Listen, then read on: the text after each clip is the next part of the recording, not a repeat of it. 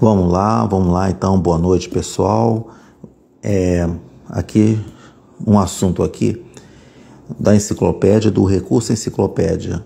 Daqui vai ser utilizado para fazer, que incentivou a elaborar esta apresentação, esta live aqui, do Espaço Docente Aprendiz, que utiliza as duas ferramentas, Introdução Motivacional, que é uma das metodologias de ensino do Espaço Docente Aprendiz, que é da prática para a teoria, e você tem a interdisciplinaridade. Então vamos lá.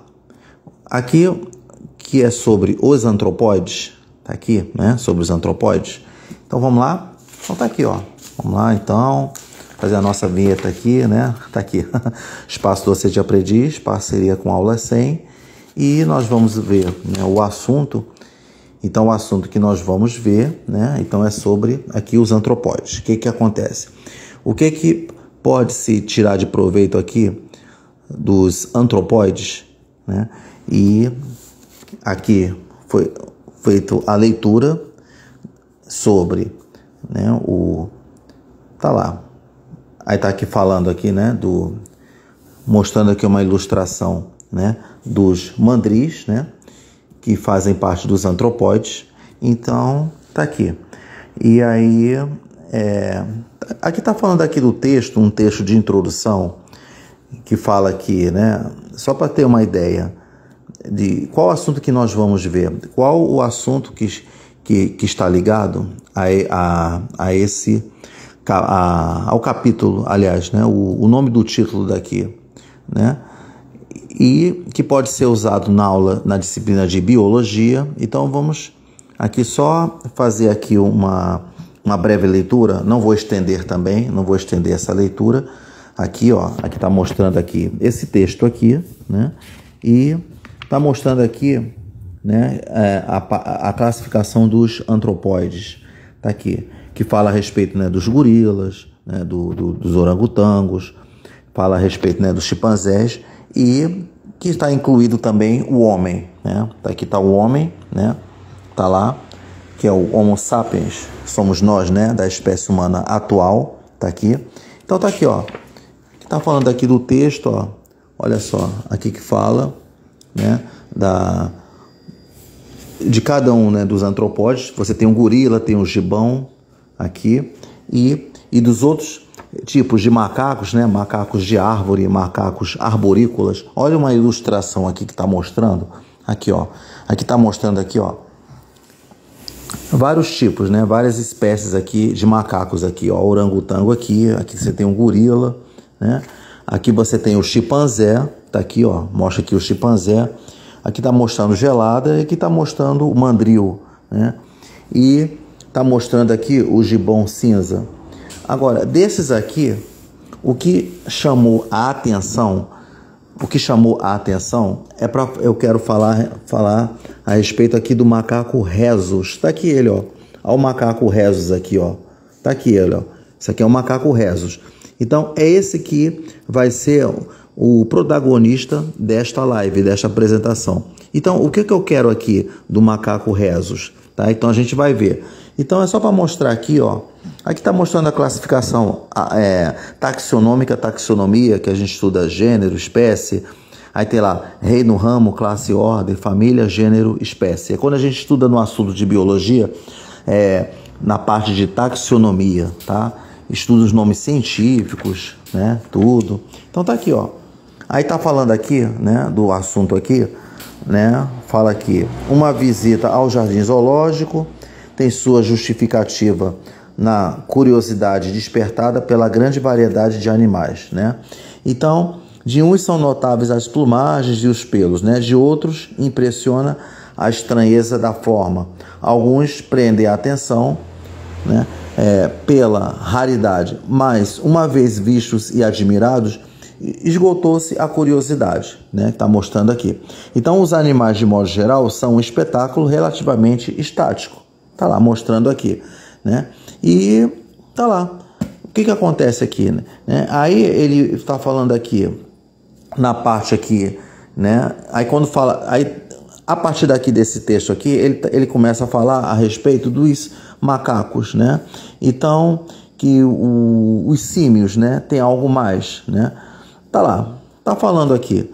E nessa parte aqui que fala, ele fala assim: essa forma de organização é mais acentuada entre os símios da superfamília dos hominoides, a qual pertencem os gibões, os orangotangos, os gorilas, os chimpanzés e, embora muito especial, o homem, né? O que está querendo mostrar aqui é que né, dentre os seres vivos, aqueles que têm a maior complexidade de organização e que existe uma hierarquia, uma grande liderança, é que a gente encontra justamente nos símios, né, nos macacos.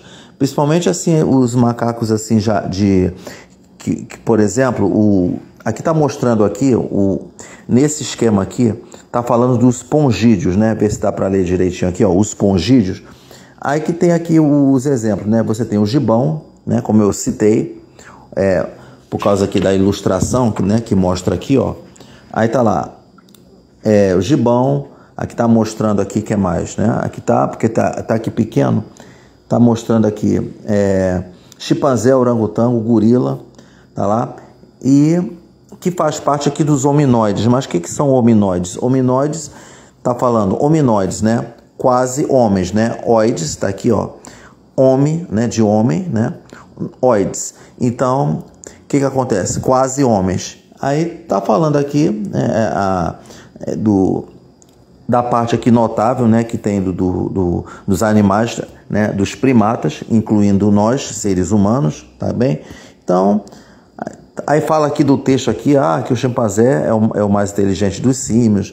Aí fala aqui a respeito dos experimentos para comprovar que os chimpanzés são os mais inteligentes, né? Então, esse assunto aqui que eu estou... Então, o que eu falei aqui, ele é muito relacionado quando você estuda lá na biologia, que é a biologia evolutiva do homem, evolução humana, né?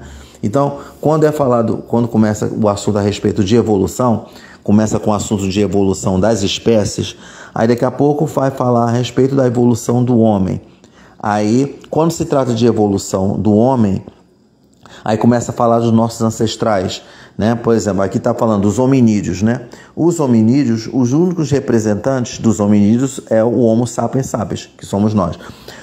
Mas você vê que aqui ele não cita os outros hominídeos, só citou o Homo sapiens sapiens, que faz parte tá aqui, ó, dos hominoides, está aqui. E quais são os outros hominídeos? Aí tem o homem de Neandertal, o homem de Cro-Magnon, o Homo erectus, o Australopithecus. Não? Então tivemos os nossos ancestrais, né? Os hominídeos, né? O homem de Cro-Magnon, tá lá. Tudo bem, tá aqui, ó, falando aqui, né, da espécie. E então, voltando, então eu quero falar aqui a respeito desse. Aí tá citando aqui, ó. Então, aqui, ó, ele tá falando aqui do macaco mulata, né? Tá aqui, ó. Macaco mulata. O conhecido rhesus, tá lá. Conhecido rhesus. Então, estes dois últimos são asiáticos. Então, você vê que o macaco rhesus, ele é da Ásia, né? Ele é um macaco asiático. Aí que tá. Agora vem, o que eu quero? O que eu quero do rhesus? Então, tá lá. Então, a respeito aqui da leitura dos antropóides, aqui, eu quero falar do assunto que é sobre... Aí vou colocar aqui o assunto, ó, que o professor ele pode fazer isso. O que o professor então pode fazer? Ele pode pegar, mostrar essa ilustração daqui, seguir essa sugestão que eu estou dando, ele pode resumir, por exemplo, quem acompanha a metodologia do espaço docente de aprendiz, né? Aí, por exemplo, o professor está ouvindo essa live aqui, professor de biologia, aí ele pode pegar uma ilustração mostrando aqui várias espécies e falar aqui do macaco rhesus, porque o que me chama mais atenção aqui quando eu vi aqui o macaco rhesus, né? É sobre esse assunto aqui, que são grupos sanguíneos. Tá lá. Grupos sanguíneos, que é um assunto que é dado no ensino fundamental. Quando você estuda grupos sanguíneos, aqui, a gente estuda o sistema ABO, tá lá, ó, você estuda o sistema ABO e você estuda o fator RH. Então, assunto esse que é dado no ensino fundamental, quando vai falar a respeito de transfusão sanguínea, né, e que acontece? Vai fazer teste de sangue, né, para saber se a pessoa é do grupo A, do grupo B, do grupo O ou do grupo AB. E ainda tem o fator RH, se é positivo ou negativo e por aí vai. Aí quando chega lá no ensino médio, entra no assunto aqui na biologia, quando a gente tá lá de genética, tá lá genética, e na genética justamente que vai aprofundar, quando vai entrar no sistema ABO e RH, no assunto de genética, lá no ensino médio, aí o estudo é mais profundo, tá? Então tá lá. E tá lá, entre o ABO e o RH, quando você tem aqui o fator RH, então já sabe que o fator RH é quando estuda, faz o teste se o sangue é positivo ou negativo. Aí tem A positivo ou negativo. Mas o que o RH tem a ver com o macaco rhesus? Pronto.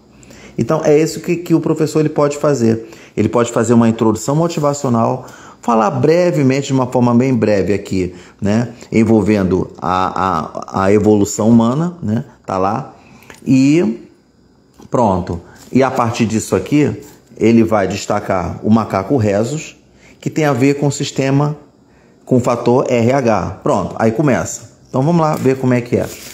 Pronto, tá aí, ó, direitinho. Ponto, já fiz a introdução motivacional lá, né?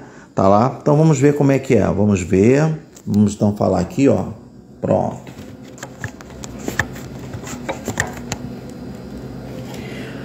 Bom, pessoal, então tá aí, né? Então foi feito aí direitinho, ó, tá aqui, ó. Coloquei aqui. Então vamos ver o que acontece, né?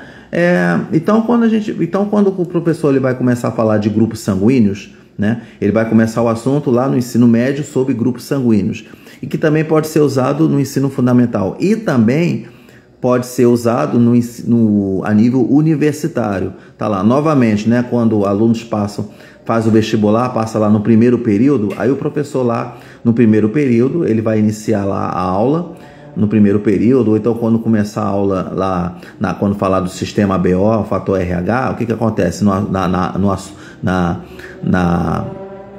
vamos dizer, na unidade genética, né, e tudo, e o que acontece? Ele começa a falar aqui do macaco rhesus, né, falou aqui, apresentou, então aí quando ele vai, a partir disso, já falar começar o assunto do sistema BO e fator RH. O que acontece? Acontece o seguinte, que a descoberta do fator RH, né, ele foi essencial para a compreensão da transfusão sanguínea, né, e da doença hemolítica do recém-nascido. Então, todo professor de biologia, ele sabe o que é a doença hemolítica do recém-nascido ou eritroblastose fetal, tá? Eritroblastose fetal.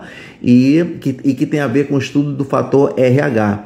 Então você vê que o fator RH, né, ou sistema RH, né, então ele foi descoberto lá em 1940, né, por Landsteiner, né, e Wiener, né, que são dois estudiosos, né, que ao estudarem o sangue do macaco do gênero Rhesus, que foi mostrado aqui, né, que é do gênero Rhesus, aí o nome científico, né, que é macaca mulata, né? Tá lá, macaca mulata, né? Aí os pesquisadores perceberam que aí o que acontece? Que ao colocarem sangue do macaco, né, em um coelho, aí foi lá feita a experiência, né, no coelho. Aí no coelho iniciava uma produção de anticorpos, né, capaz de aglutinar as hemácias do macaco. Então o que acontece? Aí usa esse termo, aglutinação, aglutinar. Aglutinar significa, entre aspas, como se fosse assim, destruir o sangue, né? Você assim, como se fosse aglutinar, quebrar o sangue, né? Entre aspas. Então, o que acontece? Aí o professor ele vai explicar isso, né? Então, como eu sempre falo, que a minha função aqui é apenas dar a dica, né? A sugestão, eu estou sugerindo de como o professor ele pode iniciar a aula sobre o sistema ABO e fator RH, tá?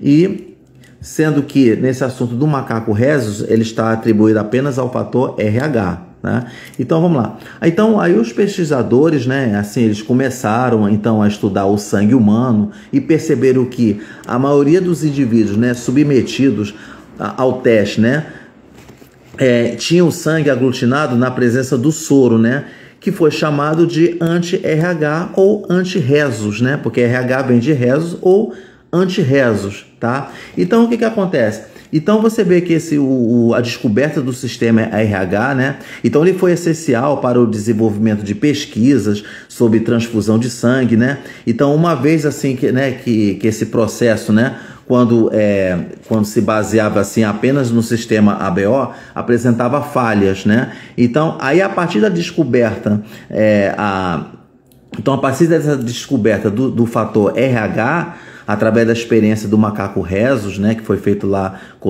junto com o sangue do coelho, então o sangue passou a ser testado também pelo sistema RH. Então, o que mostra também? Aí você faz uma reflexão.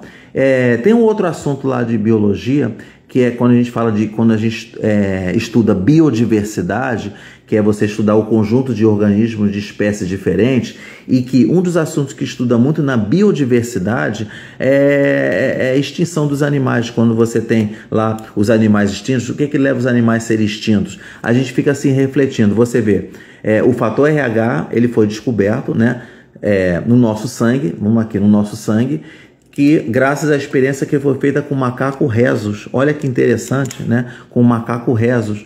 Então, o que mostra? Mostra que você já imaginou, então, se houvesse uma extinção maciça dessa espécie de macaco, do gênero rhesus, que é a macaca mulata, aí vem os questionamentos, aí a gente começa a fazer um questionamento, reflexão, perguntar, será que nós nunca iríamos saber se o macaco rhesus tivesse sido extinto? Então vamos dizer assim, será que nós iríamos saber se a gente teria o fator RH, né? Ou será que o fator RH seria descoberto através de outra maneira e não do macaco rhesus? Como é que fica a situação? Você imagina se houvesse a extinção dessa espécie de macaco? Então é uma coisa que tem que refletir muito. Então, como é que seria? Qual seria a resposta? A gente não quer saber. Poderia nunca a gente saber até hoje sobre o fator RH, ou a gente saberia de uma outra forma, mas como? Aí fica a questão, tá? Então, tá aí, pessoal. Então, esse foi o assunto, né, que nós falamos, né? Foi o assunto falado, né, da dica, né, que é de como você pode iniciar aula, né, de sistema ABO e fator RH. Então, no subtítulo, especificamente, é como é que você inicia uma aula de fator RH. Então, o título certo seria esse, né? De você